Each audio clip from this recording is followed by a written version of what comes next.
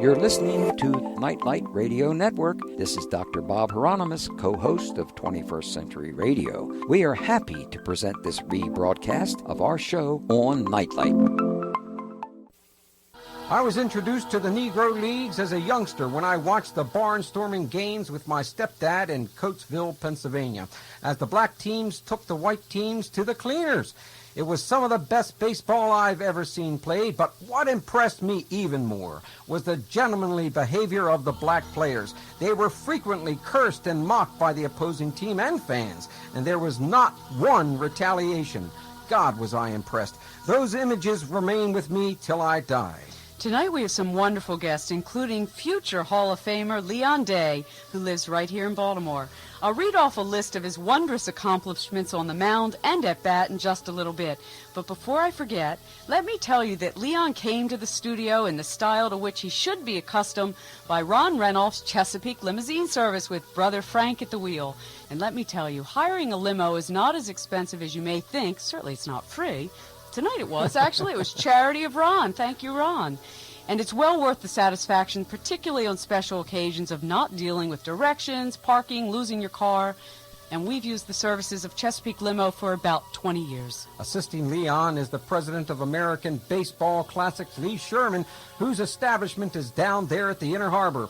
Lee brought some Negro baseball caps and photographs to be awarded as prizes tonight and on future programs. And to tell us a little bit about his store, another guest this hour will be baseball historian Todd Bolton, chairman of the Negro League Committee of the Society for American Baseball Research, or SABR. Todd will update us on the symposium taking place February the 8th, 9th, next week, called The Athlete in Black America 1850 to 1950, taking place at the John Brown Museum in Harpers Ferry, West Virginia. Also joining us tonight will be many of the people who contributed to making Leon Day's Day.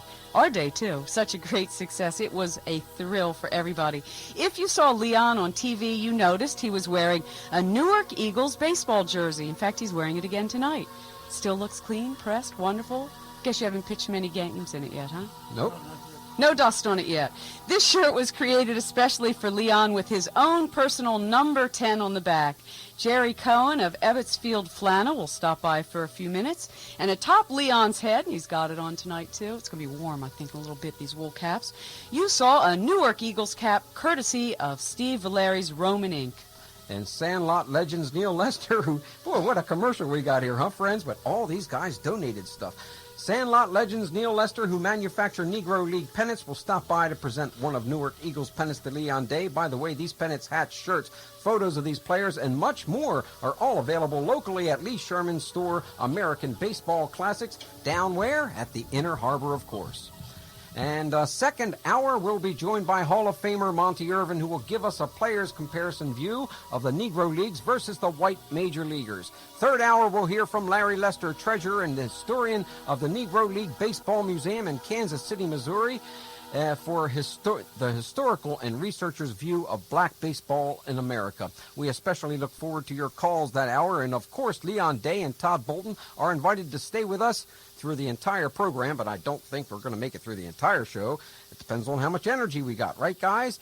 We apologize, friends, for the lengthy introduction tonight, but realizing how few of you listeners were aware of the Negro Baseball Leagues, much less the star player who resides to this day right here in Baltimore, we decided to fill you in before we get down to business. Leon Day was born in Alexandria, Virginia on October 30th, 1916. A versatile player, Leon played both second base and the outfield in his 22-year career. He was a switch hitter who was consistently around the 300 mark. One time, Day was locked in a 0-0 pitching battle with his old rival, Satchel Paige. Leon settled matters by homering off Satch in the ninth inning to score the game's only run and pocket the victory. As a matter of fact, Day won 3 out of 4 starts against Paige, and his 7 East-West All-Star game appearances stand as a record for the Negro Leagues. Leon played professional baseball for 22 years, summer and winter, in half a dozen countries. He appeared in a record 7 Negro League All-Star games between 1935 and 1946 and set an All-Star record by striking out a total of 14 batters. His best season was in 1937 when in league play he finished the 61-game season going 13-0 with a .320 average. You know, I was telling Leon I made this terrible mistake when I was making a comment on his wonderful Leon Day, and I said his batting average, I abbreviated 3-0, and I really did mean 300, and I said I was so terribly embarrassed. I got it right tonight, a 320 average. During winter ball in 1939 to 1940, Leon Day established a new Puerto Rican league record for strikeouts in a single game with 19. He also led the league that winter with 168 strikeouts. In 1942, Leon Day established a Negro League record by striking out 18 Baltimore Elite Giants in a single game. Later that year, 1942, during the All-Star game, he and Satchel Paige each entered the game against each other in the 7th inning with the score tied 2-2. Leon faced 7 batters, struck 5 of them out, the last 4 in succession to end the game, and beat Paige 5-2. In 1942, Leon was named to the Pittsburgh Courier's All-Star. Boy, we got a lot of stuff on you, Lee. I'm telling you, for the American team for the Negro Leagues, Day and Page were rated the 2 best pitchers, with Day being rated over Page. The paper said, quote, Leon Day is the best pitcher in Negro baseball, despite the fact that he was used daily either as a pitcher, outfielder, or infielder. In 1943, the year I was born, he was named by the Pittsburgh Courier as the outstanding moundsman in Negro baseball. In 1946, after 2.5 years in the Army, listen to this, guys, Leon came back and pitched an opening day no-hitter against the Philadelphia Stars. He went 9-4 that year, with a measly .469 batting average, topping the league that season in wins, strikeouts, innings pitched, and complete games. And in 1951, at the age of 35, with Toronto in the AAA International League, Leon finished the season with a 1.58 earned run average. Leon Day spent the latter part of his career pitching, as you call it, AAA? Can I call it that? Uh-huh. AAA sounds, well, I know what that is. AAA baseball for Winnipeg and Brandon in the Canadian League, and finally retired at the age of 41 in 1956. Day began his playing career with the Baltimore Black Sox in 1934, the same year they moved to Chester, Pennsylvania. He returned in 1949 to play for the champion Baltimore Elite Giants. Most of his playing years, however, were spent with the Newark Eagles. Monty Irvin says, quote, Day was as good as or better than Bob Gibson. Larry Doby notes that, quote, he didn't see anybody in the major leagues that was better. Well, welcome to 21st Century Radio's Hieronymus and Company, where knowledge comes first. Future Hall of Famer Leon Day. That was a fine time you've been having the last couple of days, Leon. And we understand it's far from over because Governor William Donald Schaefer has something special planned for you in the weeks ahead. Leon, in your opinion, what was the difference between black and white professional ball? Well, the difference was the playing fields and the money, the pay. Yeah. That was the difference. You guys were making a lot more money than the white players, right? Oh, a whole lot more. That's right. I'm sorry. Yeah, I bet you were. What was different about the field? Well, they had better diamonds to play on. Their diamonds were, smoother. But they were the same sizes? Same size, bases and everything, same thing, but we played on some rough diamonds. Yeah, I bet you did play on some rough diamonds. And the pitching was a lot different, wasn't it? Oh, yeah. Tell us about that. Pitching was for real. They would throw at the batters, and try to knock them down and brush them back and things like that. And that was legal, right? That was legal, yeah. Umpires wouldn't say a word. Wouldn't say a word, and even the managers would say, throw at them. That's right. Right? And it was your job to throw at them or you're in trouble, right? So not only did you stand up and try to hit the ball, but you had to be careful you didn't get killed in the process. You had to be ready to duck at all times. Did you all wear batting helmets? No. No batting helmets either. One guy, Willie Wells, wore a miner's helmet. One of the miner's caps? Uh-huh. He was the first one I seen to wear a helmet. He must have been one of the first to get hit hard in the head. And he said, I think I need protection from that. Now, there are some other pitches that were legal in the Negro leagues that the white leagues weren't allowed to throw. Tell us a little bit about those, what we call illegal pitches.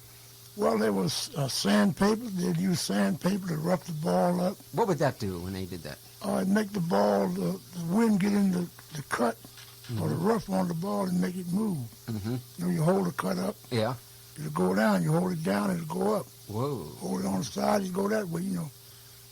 And they would use needles. Needles? Gramophone needles. Stick it down in the line into the ball. Yeah. That'll make it move. That'll make it move too. Whoa, boy. Vaseline. Vaseline? Yeah. Oh my Put a heavens. little Vaseline on his leg and just do like that. Yeah. Oh, yeah, That'll do it. Yeah, that'll do it. All right. What about spiking? You know, the reason why I say this is most people like to say, Hot Ty Cobb, he was one of the toughest base runners in the whole wide world because he'd spike you every now and then. Well, what about spiking in the Negro leagues? Well, if you got spiked, you spiked. See, what we'd do is try to get you. Uh-huh. If you spike one of my players, then everybody's after you. You have any scars? Yeah, oh yeah, I've got scars. I've been spiked. So if you were, let's say, running around to first, the first baseman could spike you as you go to hit the base? No, he'd have to look out for me spiking him. So sharpening your spikes was a normal thing. It's sharp. Normal, you know, a lot of people make a lot of Ty Cobb sitting over there with his file, right, Todd? Sharpening his spikes. But from what I understand, most of the players carried little files in their back pocket and sharpened up in between innings. Baseball was a dangerous game then. Yeah, it was. Yeah, I'll say. Well, we've kind of cleaned it up a little bit. Now, as we noted, you guys made outstanding salaries, didn't you, Leon? You were. Oh yeah, I started out with $60 a month. $60 a month. Yeah. You think Eddie Murray will play for $60 a month? What about food money? You got some food money. Oh, $1 a day. $1 a day. Well, that'd buy you almost a half a loaf of bread these days, huh? Yeah. Yeah. So the food, obviously, salaries weren't the reason why you were playing. No, we played because we loved the game. You loved the game. Yeah. Now, the length of the playing season for good players, because there's a big difference between the length of the playing season for good players and the average players. Is that right? Right. Right. What happened? Why? What happened to you? Say, for instance, you finished your season with Newark Eagles. You guys won the championship. Then you go where? What do you do? We go to Puerto Rico. Go to Puerto Rico. Puerto Rico. Some guys go to Cuba. Mm-hmm. They'll go down play in the winter. Mm-hmm. You also played in a number of other places besides Puerto Rico. Where else you play? Cuba, Mexico, Venezuela. Down south. Were the rules the same down there, like the spiking, the throwing the ball at the players? Not as much as in the Negro leagues. Mm-hmm. Because when we went down, it was only three Americans on a team. That's right. They wouldn't allow more than a certain more number, than right? 3. Right. Yeah. Mm-hmm. Because the American teams were better and they didn't want you to overstock the fields? Yeah. Well, friends, I know we're coming up on a break here. As a matter of fact, we're just about a little bit past our time of our break. We're going to take a pause here. We're going to pay for this show, and We'll be right back. We're talking all 3 hours tonight about Negro baseball legends with Leon Day, right now, former star of the Newark Eagles, and many other contributors. all right, friends, are you ready to win another prize? Get your notes out from last week's show. Listen to what you're going to win. A Negro League baseball cap courtesy of Lee Sherman and American Baseball Classics down there at the Inner Harbor. A signed Leon Day card from the Ron Lewis collection. A signed copy of Leon Day's statistics and biography compiled by Todd Bolton. A Negro League Baseball Museum brochure. That's correct, friends. An Ebbets Field flannel catalog. And a Josh Gibson baseball card from Eclipse Books. All 6 items. You should have taken notes. All right. Now, friends, we do have an important person on the line we want to get to immediately. His name is Jerry Cohen. Well, let me tell you a little bit about Jerry, because one of the most painful things I learned about the Negro baseball leagues is that not only were they not given pensions, but they were commonly not allowed to keep their own uniforms. Isn't that something, guys? We wanted to have Leon dressed in the Newark Eagles shirt for Leon Day, so we turned to Jerry Cohen, president of Ebbets Field Flannel in Seattle, Washington, to help. Ebbets Field Flannel created a special shirt for Leon with his own number 10 on the back, together with a replica of his cap. And those of you who saw Leon Day last Friday on the nightly news on all 4 TV stations in Baltimore have already seen Jerry's handiwork. So we asked Jerry to stop by so we could thank him for his generosity. Welcome to 21st Century Radio's Hieronymus and Company, where knowledge comes first. Jerry! Hi, how you doing, Bob? Oh, we're doing about an A+ right now, and that I seldom even get to an A, Jerry. I've been listening. It's fascinating. Well, your shirts and hat made a great impression not only on us, but also on the hundreds of thousands of viewers who saw them. In fact, if you look through your speaker, can you look through the speaker right there? I'm doing that right now. You can see your beautiful shirts being worn right now by Leon, Zoe, our executive producer, and myself, a 21st Century Radio radio ball team. Very quickly here, when did you begin manufacturing these items, Jerry? Back in 1987. And why did you get involved in creating baseball memorabilia? Personally, I love the old uniforms, and I thought this would be a great way to pay homage to some of the great players of the Negro Leagues. I have a question. Were all the old uniforms wool? They were all wool flannel up until about 1971. I mean, it's remarkable. They're beautiful. We're wearing them now, but they must have been hot as hell in the summer. The earlier ones, before World War II, were heavier. They're even heavier than the ones you have on. And after the war, they started blending in some nylon and a little cotton, and they got them a little more wearable. Now, in terms of making these uniforms, what's their cost? The cost to us? They vary anywhere from about $50 up to $100 just to make, because what we do is we reproduce them authentically exactly as the players wore them. So all the original embroidery and sleeve patches and felt sewn-on lettering, we recreate. Tell us a little bit about some of the new items you're offering. Well, we've got a lot of new things coming out. One that you might be interested in your area, we've got the road jersey of the Baltimore Eli Giants from the 1940s coming out. That's the one we're wearing now, isn't it, dear? Right. I think you got the home one there. Oh. It's beautiful. It's a sort of pinstripe with blue and red trimming. Right. Yeah. Hey, what's the health patch on the arm? The health patch was a morale campaign during World War II, and that began in 1942, and it was just to try to generate an interest in health across the country. Very interesting. Yeah, and I think it tied in with the war effort. Okay, so you have the road shirt, and what else? Lots of new items from the Negro Leagues. We've got a great jacket from the New York Cuban Stars. Oh, boy, you've got some great items in your catalog. And also in your area, again, the old Baltimore Orioles from the International League. We've got a couple of shirts. Oh, really? From the 30s and 40s, right? Oh, that sounds terrific. And then those of you, friends, who are interested in Ebbets Field flannels, we're giving out their catalogs to all of our winners tonight and in future weeks of our programming, as long as they last. And don't forget, you can call us here anytime for repeats of any phone numbers or addresses we give out over the air. Jerry, we want to thank you very much for helping us in Leon Day here in Baltimore and dressing us all up just fine. My pleasure. Leon, what was your number with Toronto? I think it was number 8. Number 8? I'm going to send you one of those, too. I didn't know you played for them. Oh, terrific. Hey, what other teams, Leon? Maybe you rack up a whole league here of shirts. We'll give you all the rest of the numbers. All right. Well, Jerry, we may be knocking on your door again sometime in the future to see what we can put, if we can put Dick Powell in one of his Baltimore Eli Giants shirts, because he's going to have, and he doesn't know this now, because he's probably not listening, but he's going to have his own day come at the end of the month. Can you help us out on that? I sure can.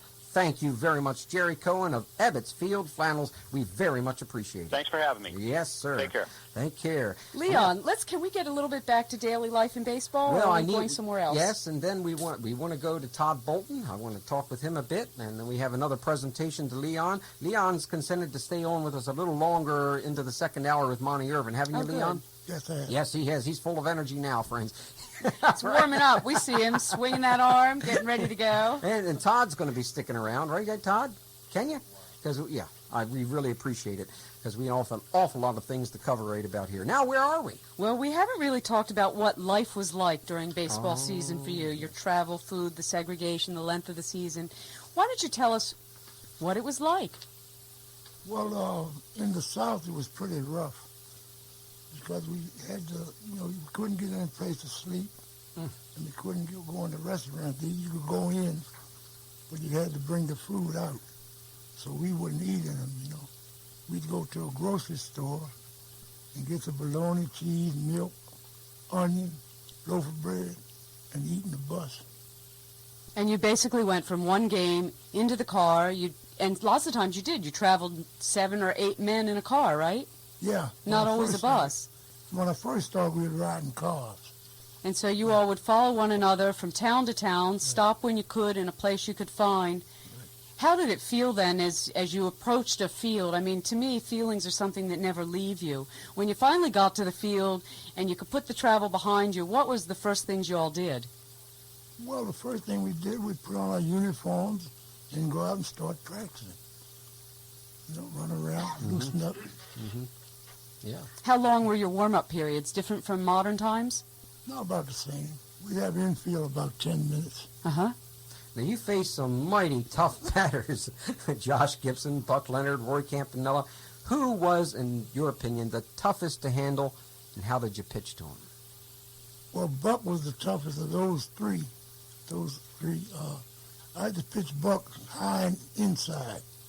Yeah, I would have recommended that Yeah, myself. high and inside. Yeah. Because he could hit a fastball.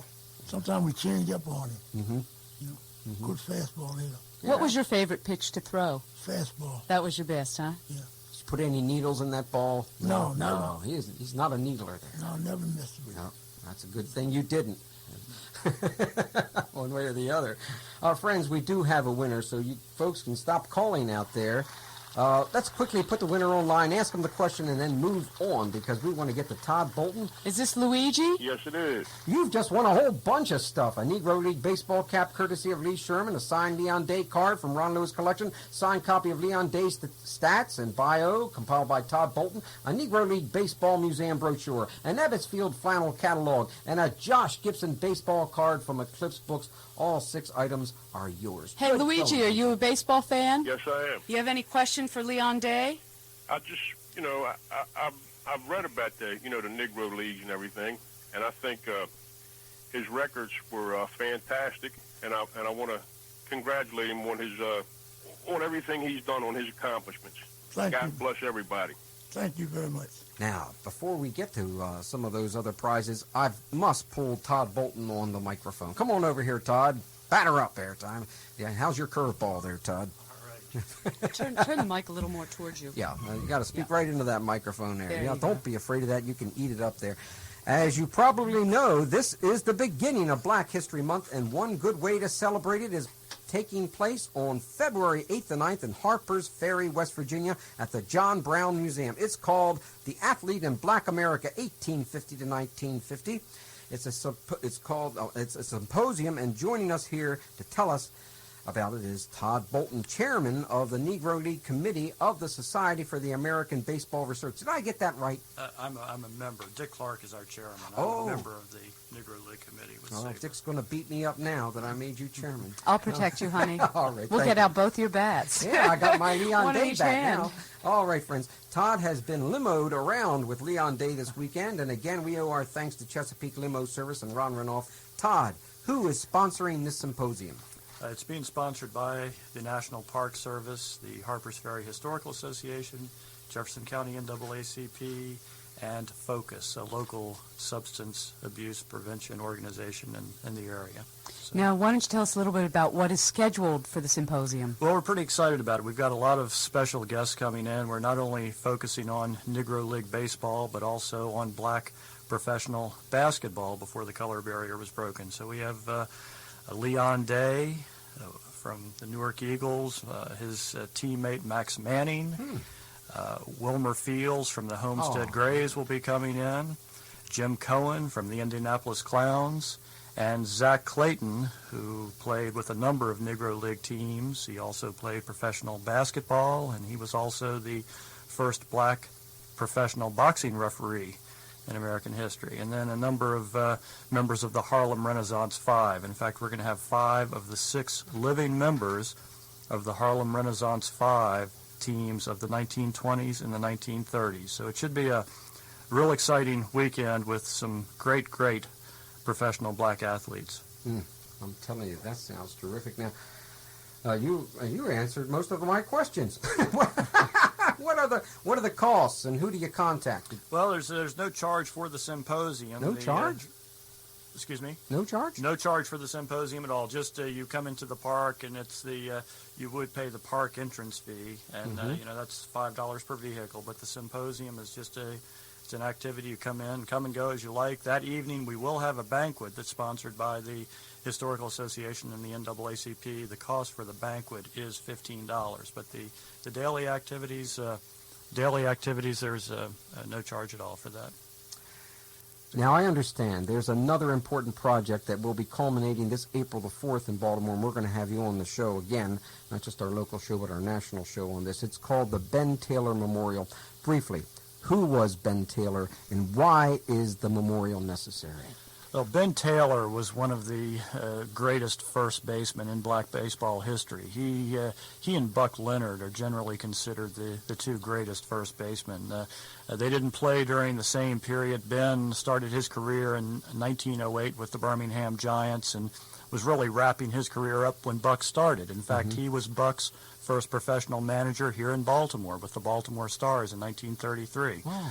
Ben, after coming here in 1926, spent the rest of his life in Baltimore and is buried here in Arbutus Memorial Park. About a year and a half ago, I was exploring the graveyard and discovered that he didn't have a gravestone, he didn't have a number, he didn't have anything. It was an unmarked grave. So got together, talked to Monty, and Leon, and some of the others, and we decided we would start a committee to raise funds to mark his grave, and we've been very successful in our efforts, and we have a ceremony planned for Saturday, April 4th at 1 p.m. at the Arbutus Memorial Park to formally dedicate the Ben Taylor Memorial. Well, friends, I'd like to invite everyone. We're definitely going. I'm going to wear my hats and shirts and everything else, especially since it's just before the opening day. That's right. And Todd's going to return with us in future shows to discuss this and other projects. Now, if you have an interest in black baseball, you should join the Negro League Baseball Museum in Kansas City, Missouri, and lend them your support to educate Americans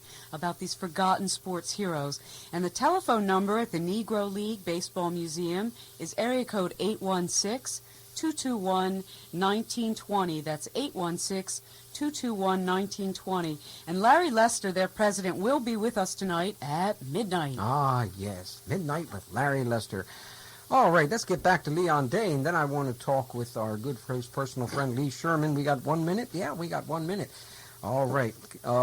Let's get back to what? A break? You're going to give me a break now? All right, we're breaking now, friends. I've been overruled and thrown out. How do you like that? Thrown out at the plate. At least you made it that far. Yeah. Yes, friends, what's a ball game without a pennant? Well, when I first located an original Baltimore Elite Giants pennant for purchase, I realized it was a rare find indeed, but I didn't want to pay $100 for it. No, I didn't want to. Todd Bolton told me he used to get them for $10. Is that right? Oh, my. I got them for free. Soon after, however, I discovered that the original pennants had been reproduced and are truly affordable at $17 each. I've been waving mine around for about a month now, and tonight, Neil Lester of Sandlot Legends is presenting one of these beauties to Leon Day, a pennant from his former team, the Newark Eagles. Welcome to 21st Century Radio on WCBM, Neil. Thank you, Bob. Neil, what other pennants are available? Well, we currently have 7. The teams are the Baltimore Elite Giants, the Homestead Grays, the New York Black Yankees, the Philadelphia Stars, New York Cuban Stars, and, of course, the Newark Eagles. Now, we're presenting a Newark Eagles pennant to Leon Day, thanks to Sandlot Legends and Neil Lester. Neil, we're going to move on here, and we want to thank you very much for stopping by. You're very welcome. Okay. Get out there and strike them out there, Neil. Okay, Neil's going out to the mound now, friends. Now we can get back to 1 or 2 questions. Right, dear? Yeah, well, we're being pointed to. Is there something John. you need from us? John wants to go on the line here? All right, well, look, we're going to be generous. We're going to let John come on because John must have been involved in this one way or the other back in the old days. Hello, John. Yes, good John. evening. Speak up. Good evening. Good evening. Back in the early 20s, when I was just a shaver, I know that there was a baseball that was colored brown. Not dark brown, but I'd say a medium. I want to know if anyone has known anything about that, or whether it was just an unusual thing. Well, Leon's shaking his head no. Todd? How about you, Todd? The balls were shellacked in the past, in order to preserve them a little longer. Back in the teens and the 20s, you used to see people shellac them, and they could yellow to a, kind of look a light brown or tan when they were shellacked. Yeah, but I think what he's referring to is this is balls they were playing with, right? That's right. Right, John? Yes. Well, John, looks like we can't answer that question. Geraldine? Unless Todd's explanation is what he's referring to. Right, I think they were shellacked when people only could get a hold of one baseball. They'd slap the shellac on, and maybe it would hold them for the season. Well, rawhide turns dark brown when you do that. So. It seemed to be a natural color, but Lord, it's gone way now. Oh, yeah. Well, I guess it is now. Did you have a question for Leon Day or any of our other guests? No, thank you. Well, thank you very much for your call, John. We'll try to get a better answer on that one of these days. But I guess Todd's right. Maybe that was just to hold them together a little bit longer, because balls were, you didn't have that many in the olden days, right? No, Right. when I found out that for a regular game in the American leagues, they prepare 144 balls. Yeah. That is extraordinary. Mm-hmm. How many balls did you all have before a game? I don't know, maybe about 3 dozen. 3 dozen or so. Yeah. Okay. About 3 Now, dozen. Jackie Robinson's entrance into the major leagues certainly spelled the end for black baseball. Satchel Paige and Josh Gibson were both disappointed that they were not chosen to fulfill that destiny. Why do you think Jackie was the right man to integrate major league ball? Well, I think he had played in college. He played against the white boys in college, Mm-hmm. and he was a college graduate. Mm-hmm. So I think that's why they took him. Yeah, he seemed to have a lot of patience. He was able to take a lot of stuff. But of course, Satchel said that it probably aged him considerably because he had to take a great deal of abuse. Yeah, he did. Yeah. We talked to Gene Benson, I believe it was last week, and Yeah. he remarked that what he said to Jackie was, where you're going is a lot easier than where you've come from, Yeah. right? Yeah, Right. that's when Jackie was thinking, I don't know if I can do this in the white leagues. Well, he certainly did. You know, the world knows you as a soft-spoken gentleman who won't toot his own horn. You know that, Leon? No, I don't. Well, that's true. It's true.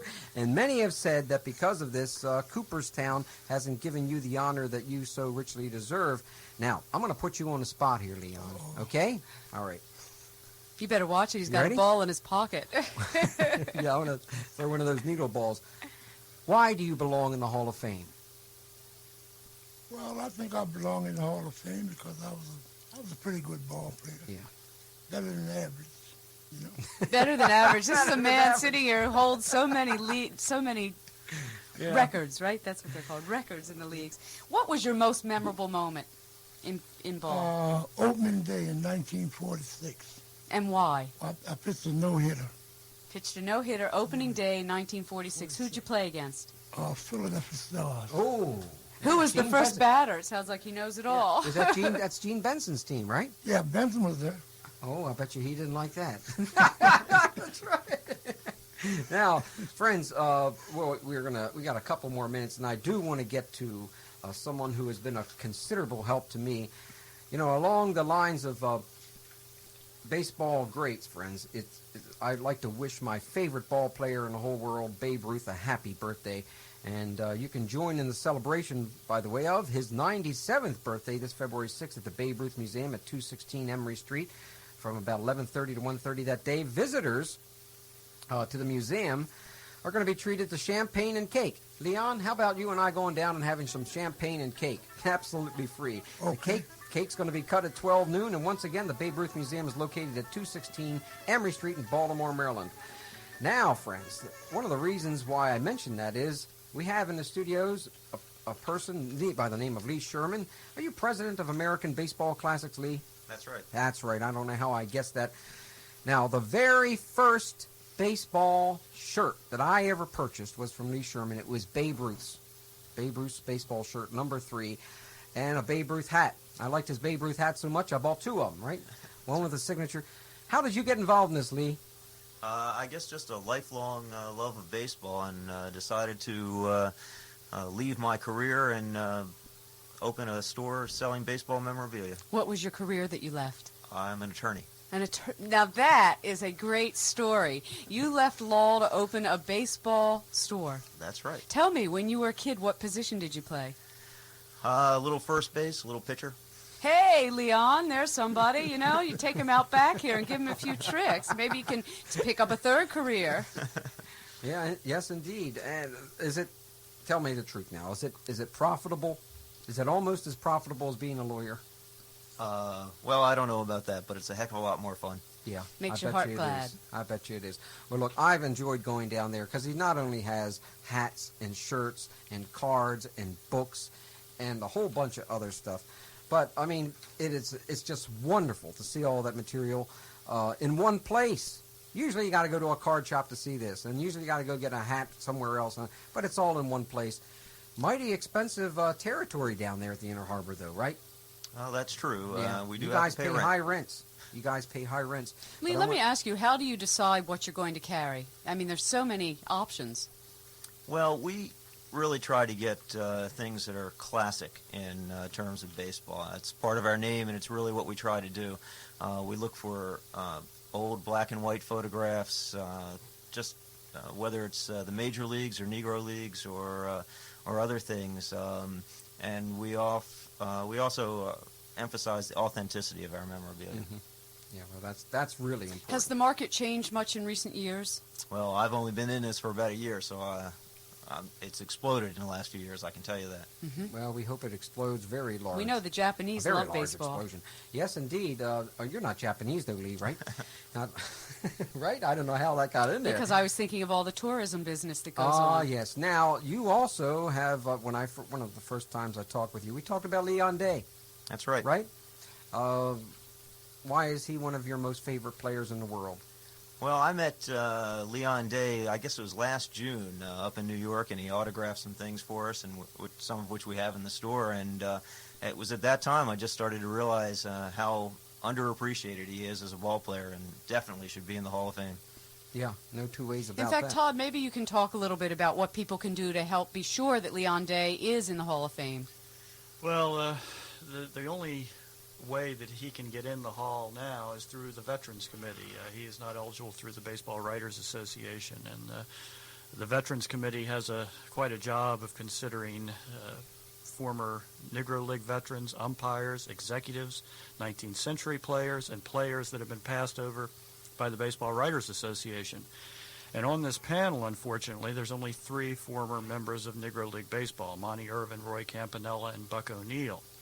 So our efforts over the years have been to write to these members of the Veterans Committee, which I think there are 19 at present, and try to educate them about Leon's career, and also encourage them to listen to firsthand accounts of the 3 members of the committee who have seen him and can speak for him. And so that's been our effort, is education, because we feel once people are thoroughly educated, he's a shoo-in. Do you happen to have an address that people could write to? I have the address list for each member. We write them at their residence. So okay, so if people are interested in participating in that, they can write to us here, Hieronymus and Company. Now, Leon, I heard from about 6 different authors, so I don't know really very much. The problem is you can read and read and read and not really know very much. I'm sure you're familiar with John Holloway's work and Jim Riley's work. Riley just absolutely adores you, as you well know. And, of course, there are a number of other authors. Now, the thing that I wanted to emphasize here was that the Negro Leagues weren't just one league. There were a number of them, right? Yes, it was. Tell us a little bit about that in the few minutes that we have here. And, of course, you're going to be with us a few more minutes when we get into the second hour, as long as you want to stay with our other guests. But tell us about, how was it divided up? Well, the teams on the East Coast were the Negro National League. I see. And teams out west was in the American League, Negro American League. Which was older, the American or the National? I think the American League, was older. Mm-hmm. Yeah. Okay, so the ones on the East Coast comprised what teams?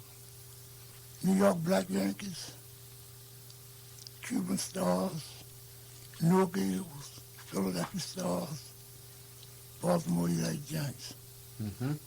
All right. Now, and the Homestead Grays. Oh, the Homestead Grays. Boy, we can't forget them, right?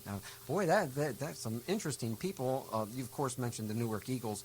you had some very interesting owners of the Newark Eagles, right? Yes, Abe Manley was the owner. Yeah, and his wife, Effie. Effie was pretty particular, wasn't she? Yes, she was. Leave it to women to know what they want. Did she really insist on shining shoes and things like no, that? She wasn't that. She wasn't like that. She wasn't like that. You only like that, right, dear? Oh, yes. I insist that you buff your tennis shoes every day. Yes, indeed. All right. Now, out west, further out west. When we're talking about west, we're not talking about California right now. We're talking about Kansas City. Yeah. Right. In Kansas City, what teams were out in that particular region? Kansas City was the Kansas City Monarchs. Team out there. Yeah.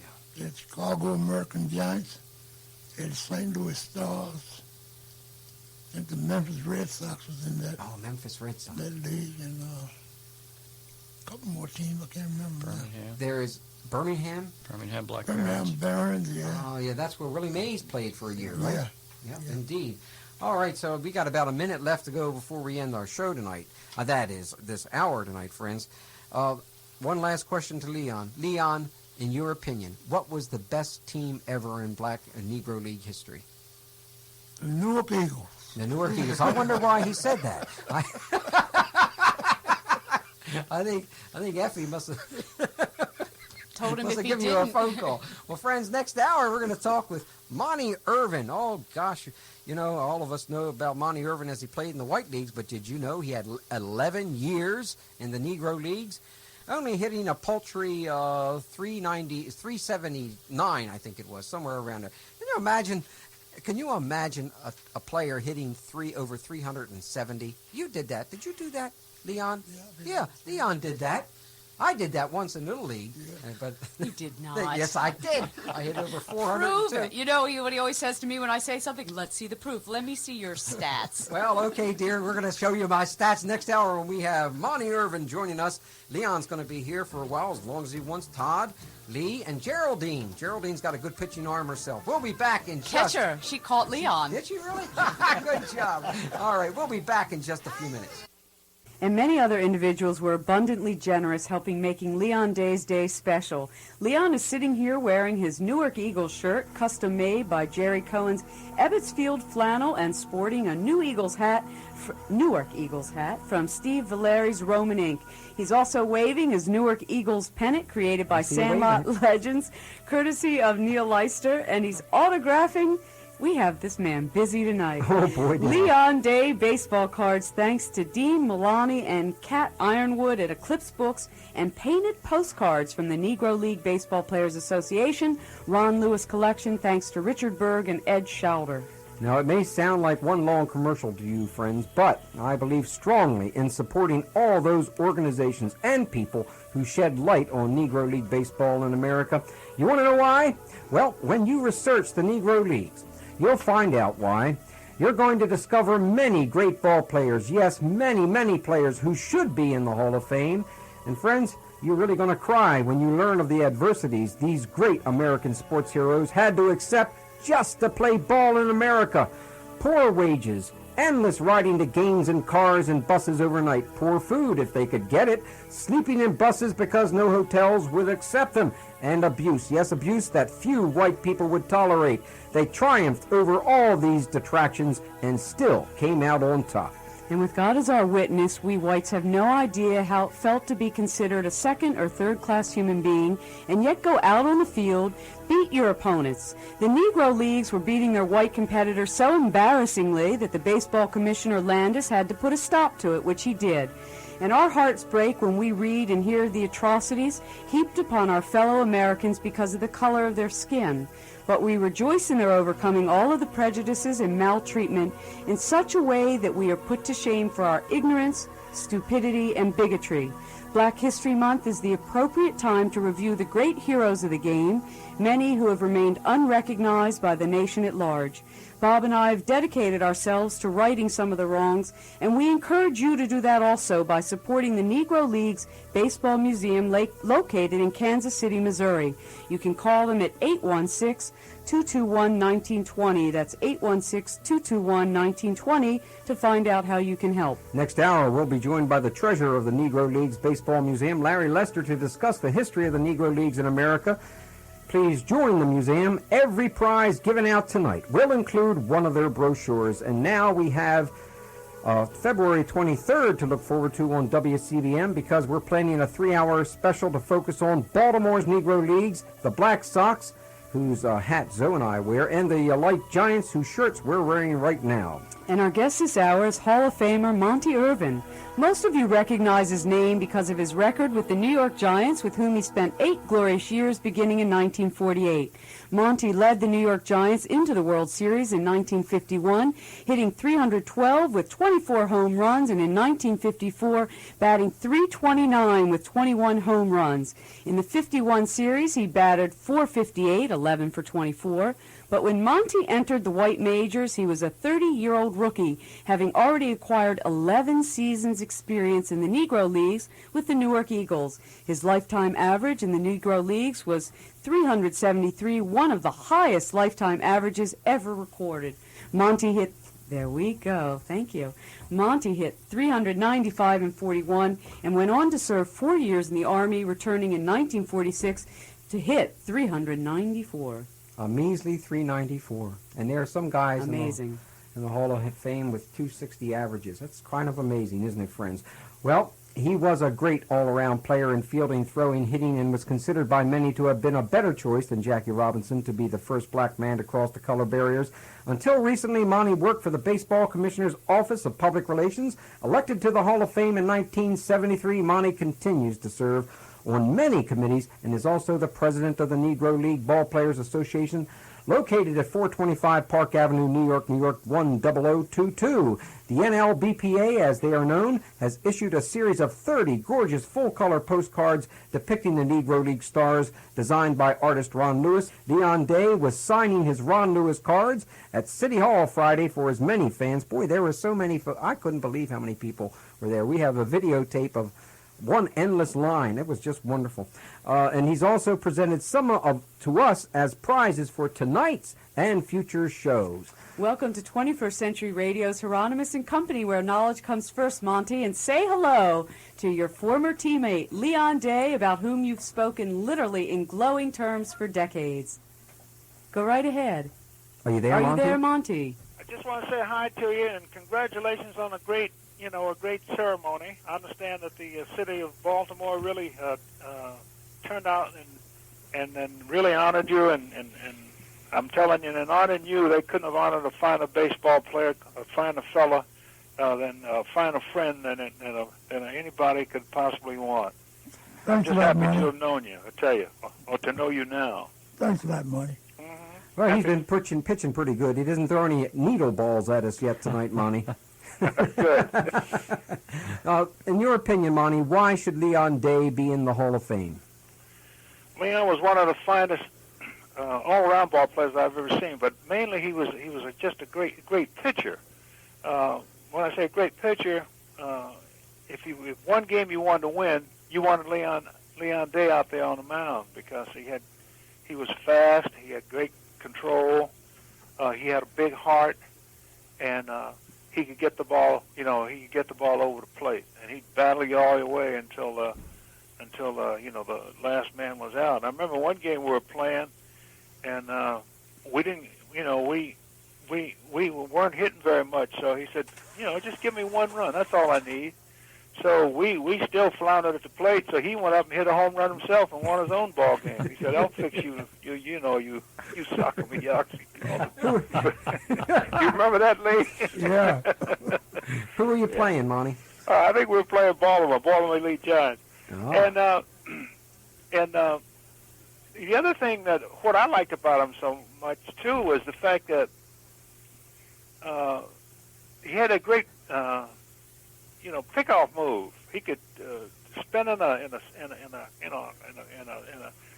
half a second and pick you off first base. Had a great move, and he could really field his position. Mm-hmm. Now, one time, our center fielder hurt himself, and so we didn't have anybody to put in. Leon said, "I can play it," and he went out and played center field for 4 or 5 days better than our regular center fielder. And another time, our second baseman got hurt, and he went in and played better second base than the second baseman could. He said he said, "I'll show you guys how to play," and he sure did. That's why I'm saying he's one of the finest all-around players I've ever seen. You know, a lot of people talk about Martin DeHigo, you know, for playing, you know, different positions and pitching and hitting and all. I'll take Leon. I'll take Leon Day over anybody that I've ever seen as an all-around baseball player, and I sincerely mean that. Now, Monty, you've played in both the Negro and White leagues. Yes. Did they play the same kind of baseball? Well, in the Negro leagues, we had a lot of talent, but we played more individual baseball. In the major leagues, you played, you know, it was a team effort. What I'm saying is, you know, a lot of hit and runs, you know, hit behind the runner, and, you know, throwing to the right base and backing up to, you know, the bases and so on. So it was the majors are a little more organized that way. But once the Negro leaguers learned the major league way of doing things, then, you know, it was easy because they had the native talent. All they needed to do was just train it a little bit. Was there a difference in terms of the challenge afforded by both leagues, meaning which one was more challenging? Oh, well, you see, in the Negro leagues, we didn't face a good pitcher every day. In the major leagues, you will. Now, you've got to go out and you've got to, you know, certain plays you've got to make every day. And if you're not, then, and if you don't make them, then, you know, they'll find somebody else to put out there. And the two, you have to play on a little more pressure because, you know, you got a lot of people in the ballpark, and, you know, you got the writers who are looking at you every day and so on. So you want to perform well. So I would say the pressure is a little more in the major leagues than it was in the Negro leagues. Negro leagues, if you didn't make the play, then, you know, it's just I'll make it next time. But the talent was there, and once those guys became trained, it was easy, real easy. As we noted last hour, black ball was tough. Pitchers threw at you, runners jumped on you and cut you pretty bad. Gene Benson last week told us that one of his uniforms was torn off by the cleats of a base runner. Oh, that's true. They would spike you and go out of the way to spike you. And the pitchers, they didn't mind knocking you down. I mean, they didn't, you know, throw just to brush your back. Sometimes they threw to, you know, knock your brains out. So you had to kind of watch that too. In fact, what we had to do, we had to learn how to duck before we learned how to learn how to hit. That was a saying. Learn how to get out of the way of the ball. And some of those pitchers were, you know, pretty vicious. And they threw at Willie Wells so much until he went out and found a miner's cap one day and came to the ballpark and used it in a game. I think it was that was the beginning of helmets. But it was tough like that. You know, some of the fields that we played on were not as good. You know, and you know, the treatment all around wasn't nearly as good as it was in the majors. You know, the traveling, and of course, you know, we had to catch a sandwich or eat, get a meal wherever we could. So it was tough like that.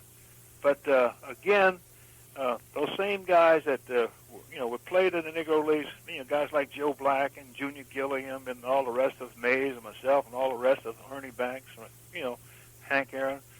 Once we got to the majors, it became easy because we had already been through the hard knocks. Yeah, all we had to do then was just, you know, do the right thing because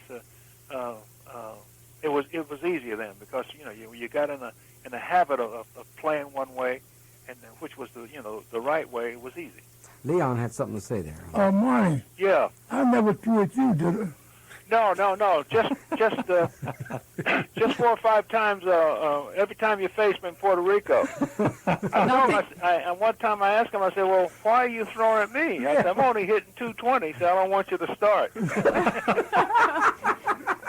True story. Yeah. Monty. In Aguadilla, Puerto Rico. And of course, you probably both remember what year, what day, the time of the day. Yeah, that's right. It was about 2:30 in the afternoon. Oh, yeah, I remember that.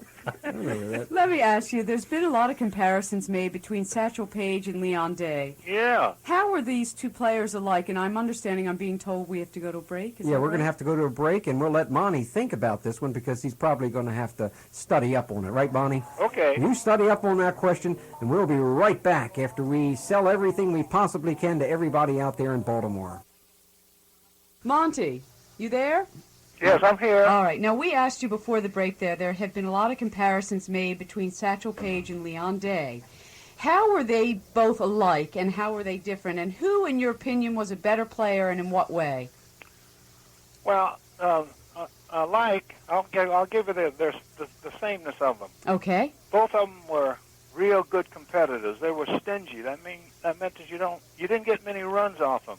Both of them threw very hard, and you could figure if you got 1 or 2 runs off them, then you were lucky. Leon was a much better hitter, much better fielder, and had a much better pickoff motion than Satchel. Not that Satchel wasn't didn't have a good one. You couldn't first of all you had to get on first off Satchel because he was a strikeout pitcher, and so both of them it's just a paper thin difference.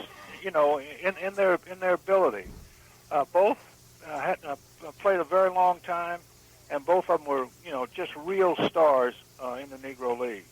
Now, Satchel, of course, he came up early, got a lot of publicity, and always did what he said he was going to do.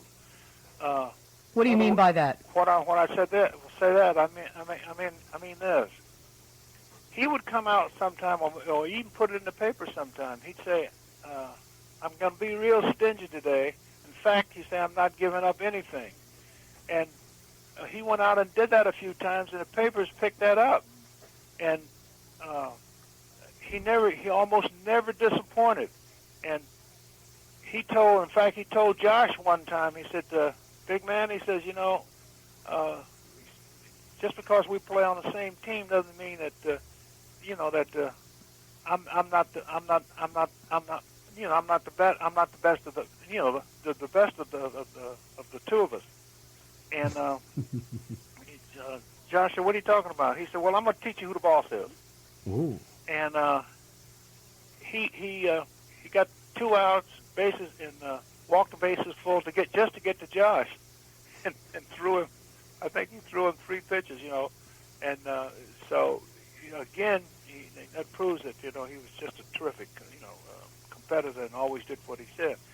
Now, on the other hand, Leon was quiet and got the job done too, So we said, Lee, how do you feel? He said, well, just give me a run, and that's all I need. That's the kind of guy he was.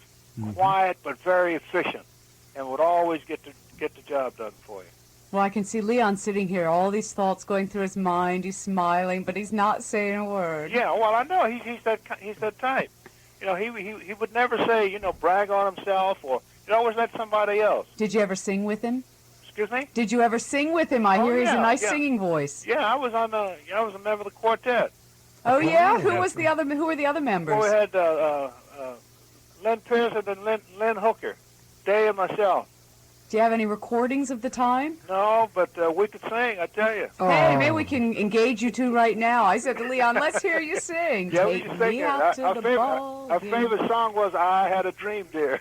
Hey, can you sing it? Come on, Leon. I had a dream, dear. You had one too, Uh-huh. And I tell you, we'd sing that Todd song. knows that song. Todd, you know that song? Come on, sing with Monty. One round. Get Leon in there. He needs. Yeah, Lee. No, Lee, my voice is gone. I tell you, we'll when I come up there in April, we'll sing it for you. Oh, that would be wonderful. Good. I'd love that. Good. We'll have everyone on the radio, and we'll all sing it together. And ask some questions of some real great players, including myself, because I batted .402 in the little leagues. It gets a little more every time you say it, right, dear? It was .402. All right, so it was 3 at-bats. In your mind. Something like that. Let me ask you, Monty, when did Cooperstown Hall of Fame in New York finally begin admitting Negro League players? 1971. Satchel Paige was the first. And who else has been admitted so far? Well, you got Josh Gibson. Buck Leonard, Cool Papa Bell. He's the guy that said Day had smoke. Yeah, that's right. You got Oscar Charleston. You got John Henry Lloyd. You got the great Cuban player Martin Dihigo, Ray Danders, and myself. that were voted in from the Negro League. And Judy Johnson. And Judy Johnson, yeah. Oh, Rube Foster. Yeah. Rube And Foster. Rube Foster, yeah. Oh, yeah, we can't forget Rube Foster, all right, that's for Yes. sure. As a matter of fact, we touched on Rube Foster last hour. Did you? Yeah. He Yeah. stopped in to say hello. Right. Yeah, tell me he's some kind of pitcher and, just a great manager. Indeed. He did his own publicity. Well, I'm telling you, some of the publicity that we could learn a few things these days about the kind of publicity that was done in the Negro Leagues. I love those poles, those lights that the Kansas City Monarchs put together, but it could only be 15 feet up, right? Yes, right. They didn't have interconnecting poles at that time. Yeah. Something to that effect. Monty, before we ask you some other specifics about the leagues and the Hall of Fame, we asked Leon what was his most memorable memory. You don't say that, do you? That's Just good his enough. greatest memory in baseball. How about for yourself? What's the most wonderful thing you remember about the game? Well, you mean in the Negro League? Uh-huh. Mm-hmm. I don't know. I guess when we won the championship in 1946, that was just a terrific feat for us because I think it was the first time we've been the world champions, and we beat the Kansas City Monarchs that year. And we only got I think 2 hits, but scored 3 runs. I think we beat them 3-2. That was just a great thrill because the first time we'd ever done it. Monty, we touched on something else that was important concerning the Hall of Fame and how black players are admitted. Todd Bolton touched on it, but I'd like to get into that again because we always have new listeners during the second hour. How are black players admitted to the Hall of Fame? Could you explain what this procedure You is? mean the ones that are playing in the Negro League? Yes. Yeah. Okay, well, we got the Veterans Committee. You see, used to have what they call a Hall of Fame Committee for Negro, for the Negro Leagues. But that committee was disbanded, and the duties was taken over by the Veterans Committee. Now, we're going to meet on the 17th there's 17 members, on the 17th of March. Oh, March. In Tampa. And each person eligible, and Leon is one of them. And of course, we're hopeful that we'll be able to get him in. We came close last year, and we hope to get the job fully done this year. Each person is discussed around the table by each person, by each member, and you can say whatever you want about the player that's in contention. And the thing about it, most of the time, it's only Roy Campanella, Buck O'Neill, and myself. We're the only ones that are able to talk about Leon. You see, and of course we're unanimous in our praise for him, and we hope to be able to get. I think it's get the 14 out of the 17 votes in order to do it. So we're very hopeful for this year. Well, but his name will be prominently displayed and discussed. Well, I don't want to get into politics or anything, but do you think that the procedure is a fair and just one? Well, I don't know whether it's the fairest way to do it. I think probably the way that we did it at the beginning was to have the Hall of Fame Committee for Negro Leagues. I think was probably the best way. That's because all those men that were on that committee had seen most of the Hall of Famers, the potential Hall of Famers play, knew their records, and see, you have to go a lot on hearsay because there's no records. That makes it very, very difficult. Yeah. So, but we make sure that that everything to be known is known, and then it's up to the other members of the committee to go along with it. That's what it boils down to. Well, in the case of Leon Day, how can we and our listeners support his candidacy? Is there anything we really can do? Well, you can write to the Hall of Fame members on the Veterans Committee and send them brochures and write-ups, and the thing that you did couple of days ago, honoring Leon in Baltimore, and Todd Bolton put together some statistics and some literature, some information about how great he was, and then with our being there to sanction it, this is the best way to do it. Well, we're certainly going to submit everything that we have, but we still have a lot more stuff to come yet. We can't wait. Well, that's fine, Bob. Keep doing it, would you? Yeah, well, indeed, we're going to keep doing it. As long as we can stay on the air, we're going to keep doing it. We need all the help that we can get. Well, so when we gather our information, do we send it to each one of the members on the committee? Yeah, you can send it to... and that's 17 of them?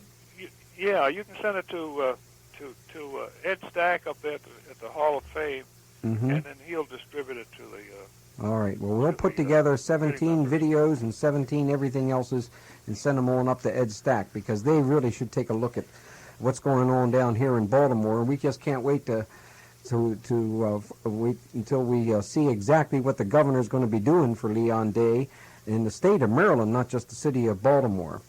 And well, that's terrific. I think that's so good.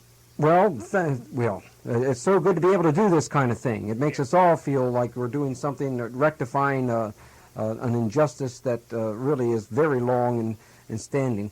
Could you name some other black ball players who also deserve the Hall of Fame honor? Well, the first one, of course, that comes to mind is Willie Wells.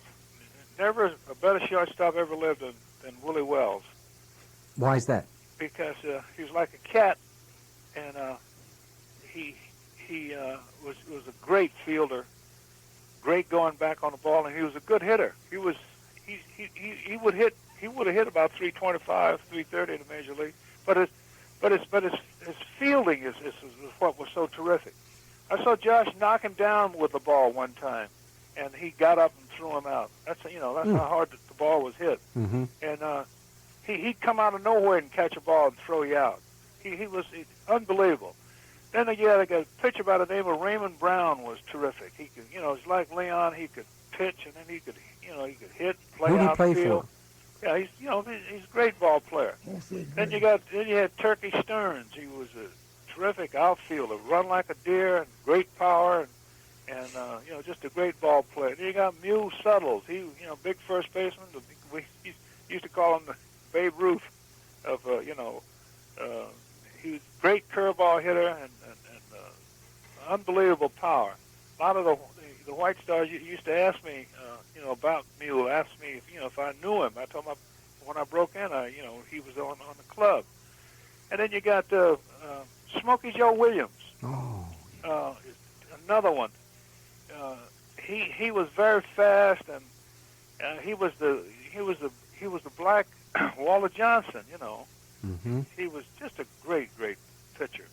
And then there's some others. Sounds like you got dozens of them that belong in the Hall of Fame. You got maybe 15 guys that really I'm talking about truly great stars.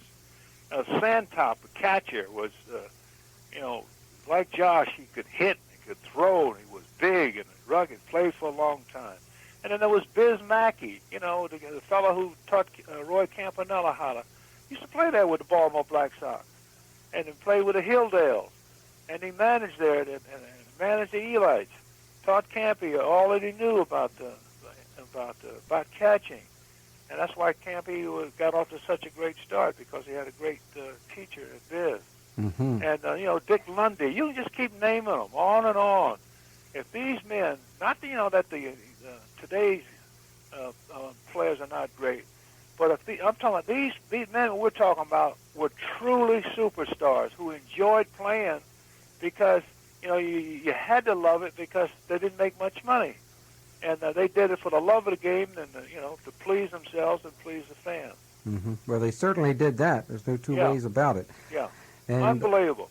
Well, I'm just so sorry I didn't get a chance to see all those great players play. Was the Willie Wells? Willie Wells, was he the bow-legged? Yeah. And so was Dandy? Yeah, and he and Dandridge. Dandridge was quite bow-legged, but Wells not as much. But and both of them were about 5'9", 5'10", but could they play? It was like we had a dream infield. Yeah, that was you could hardly shoot a ball through there. with the infield that we had. They called it the $1 million infield? Yeah, oh, it was terrific. Who was part of that infield before we take our break? Well, you got Dick C, S-E-A-Y, Yeah. and Mule Suttles. And then after Mule got old and retired, and they had Len Pearson, who was couldn't hit like Mule, but he, a much better fielder. Mm-hmm. Terrific infield. Then we had a guy by the name of Leon Ruffin catching, who, just like Campy, had a great arm, quick release, and threw strikes to second, to all the bases. Who was that one player that had a rocking chair, the catcher that... That was Pepper Bassett. Why was he in the rocking chair? Well, that was part of his flair. He'd do that to attract, attention to, to the fans, and they come out to see him do that. And, he'd sit back in there and then throw a strike, catch the ball, and then throw a strike to second base. Mm-hmm. Yeah. They did all kinds of promotion to get people to come out.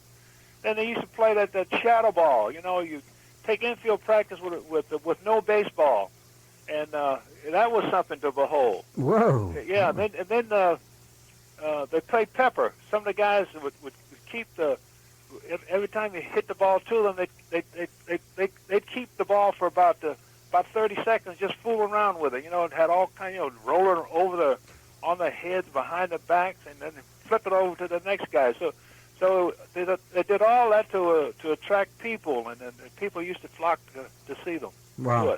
Well, we're going to need to take a pause here, and when we come back, we've got a big question, and no one won that last one. I can't believe it. All those calls, and nobody hit it on the head. Well, that's tough. That's the way it goes, friends. We're going to take a break. When we come back, we'll be talking some more with Monty Irvin, Leon Day, Todd Bolton, Lee Sherman, Dr. Bob, Geraldine, and everybody else that's in the studio that's hanging around. Okay? All right. Now, Todd brought up something that was very important, and we wanted to mention that. Todd, what were we saying in that break there? Monty, you had mentioned earlier about the difference between the Negro Leagues and Major League play, and saying that day after day you didn't always face the best pitching. And I was just pointing out to Bob that, of course, in the Negro Leagues there were only 60 to 80 league games per year. And on the off days, you all were playing, picking up semi-pro games wherever you could. Yeah. And that your statement was not a negative statement regarding Negro League pitching. It was regarding the fact that you didn't have league competition day after day like you did in the major leagues. Yeah, that's what I meant. Yeah. So. Well, it's a good thing we clarified that. Yeah. Yep. Did you have anything else to add there on that one, Monty? Well, no. I think Todd he explained it perfectly.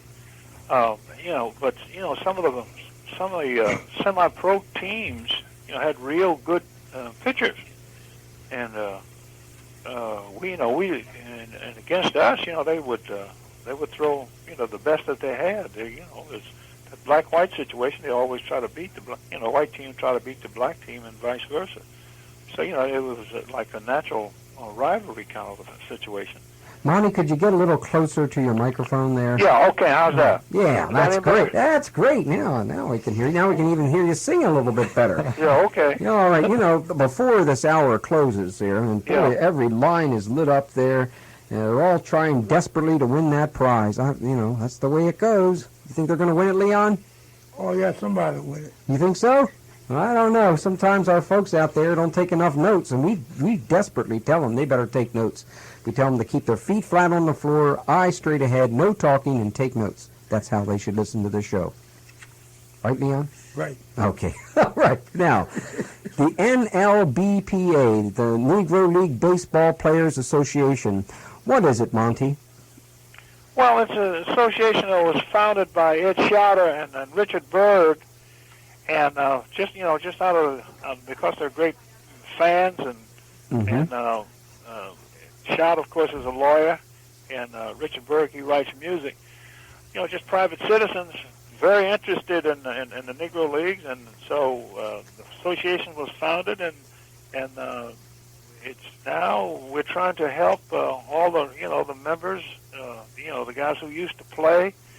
I guess maybe 150, 200 still alive, and all of them around 65, 70, 80, 90 years old. Mm-hmm. And so I've I've become the president to try to help out a little bit, get a little publicity and raise some money for them. And we're doing a pretty good job. We're also receiving a lot of help from BAT. That's the Baseball Assistance Team. That's headed by Ralph Branca and Joe Garagiola. They've given us a lot of help, and they've helped a lot of the players too. I'm talking about players who didn't have any health care. Some of the guys who never made very much money, they need some help. So they're being helped, and we hope to give them some more help by all the things that's being done. And Bob, let me just say this. Yes, sir. By your, pitching in and helping, and of course Todd, he's been doing, been helping for so many years now. This all gives the fellows in the league some publicity, and now we funds have started to come in, and we're very appreciative of what you're doing, and I just want you to thank you, and by telling you this. Well, that's very kind of you, but really, it's a great joy for us to do this. It really is. I'm just very happy that Zoe and I are on the air and can talk about this material, because unfortunately, I don't know why other talk show hosts and other people within the media don't pay attention to this. It's very short-sighted of them, maybe because they just, their backgrounds are too limited. Now, let's go to line 1, please. Line Hello, 1, please. Edward. Hello. Go right ahead. Do you have a question for someone? Well, I have for Leon here. Does it recall Bugle Field? Oh. Yes, I do. You recall at the end of the season you had the All-Star game between the ex-Orioles, some of the Orioles, and some of the Major League players like Jimmy Fox, Dizzy Dean, Satchel Paige throwing against Dizzy Dean. Oh, you recall that? Yes, I remember. Remember 1-0? Dean would beat him. Then he turned back next week and beat Dean 1-0. Right. Is that right? Right. I got it on target. Now, is it so that Satchel Paige one day called the outfield in and got him out? Is that true? I heard he did, but I never saw it. All right. I heard he did. Did he say he threw him like peas, a little around the knees, a little over here, a little over there? Yeah, he said, He said that too, didn't he? yeah, he said he was throwing grains of rice. Well, I pitched on that baseball diamond back in 1937 in a nighttime ball game. I won 7-2. Whoa. You pitched? I was a sinker ball thrower. I could throw that sinker. Oh, yeah. But my fastball was too slow. Okay, God bless, Brother Leon. Oh, thank you for calling, Ed. Well, my heavens, Ed knows a lot about angels. You know Edward? Edward's no, you don't know Edward? Well, we know Edward, and he's quite a guy. He actually he knows a great deal about angels. We're very great fans of it. I'm not talking about California Angels or those other baseball teams like that, but we're talking about heavenly angels. Zahara right? angels. Yeah, like my wife over here, every now and then. Okay, I got kind of lost here. There are some other callers coming in there, and we're not going to be able to get to them? No, we're not. All right, well, we got 5 minutes left to go, and we're going to try to cram it full of a bunch of thises and thatses. Let's go back to Leon. You still there, Leon? Yes, sir. Leon, you and Monty. What position did Monty play? Monty played mostly outfield. Outfield? He played a little shortstop, too. Yeah, outfield within the majors. I played infield and outfield in the Negro leagues for the Eagles. Mm-hmm. Well, when you two folks, you were how many years apart in age? 3 or 4. Just 3 or 4? No, about 3 years. No, about 2 years. Yeah, 2 years. About 2 years apart? Yeah. So that actually you kind of like, were either of you mentors of one another? Or what? Either one of us what? Mentors of one another. Well, I learned a lot from Leon. Yeah. What about you, Leon? I learned a little from him, too. What'd you learn? Well, I learned how to throw a little bit, and he's a pretty fast guy to be so big. Yeah. I just could beat him running, you know. he was a big guy, too. He could move. Hey, Monty, when you were a kid, did you think you were going to grow up to be a ball player? Well, I knew I was going to be a baseball player, but I didn't ever think I'd going to get to the majors. See, we couldn't aspire to play in the majors because it was, it was a closed thing then, and I think that's, what really hurt some of the black youngsters. Today, from day one, you can aspire to be a major league. You can aspire to making $5 million a year because there are no barriers. Thanks to Jackie Robinson, no barriers. Mm-hmm. Well, in all the sports. Well, we got a couple of minutes left here, and I wanted to turn the microphones over to Leon, to Monty, Todd, and maybe even Lee if we got enough time to wrap it up this hour, because I know it's time for us to get ready for our third inning. But didn't Satchel Paige only pitch 3 innings at a time? Is that right? Some games. Yeah, right. yeah, to draw in the crowd, right? Okay, well, that'll be our third inning, next inning. Leon, what would you like to leave our Baltimore and actually Maryland listeners with tonight? Well, I want to thank them for giving me a day, and I hope everybody good luck.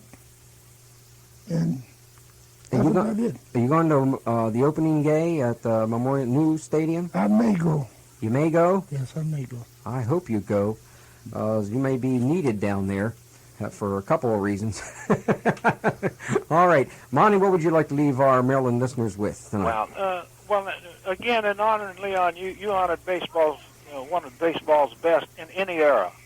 And the most remarkable thing about those old players who never got a chance to play is the lack of bitterness. They said, well, that's the way it was.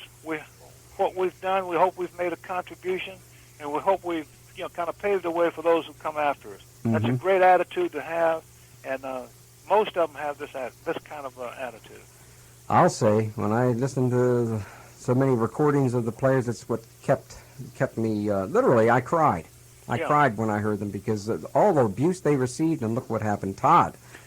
Well, I just like to congratulate you, Bob, on your endeavors here. This is wonderful, and also congratulate you on bringing 2 of the greatest Negro League players in history together for this opening show, because you have them right here in Leon Day and Monty Irvin. Well, thank you very much. Obviously, I've taken advantage of you guys. I want to know when I get my pitching lesson. Oh, yeah. I want to know when I get my batting lesson. I want to get back up to 402, Monty. You think you could teach me?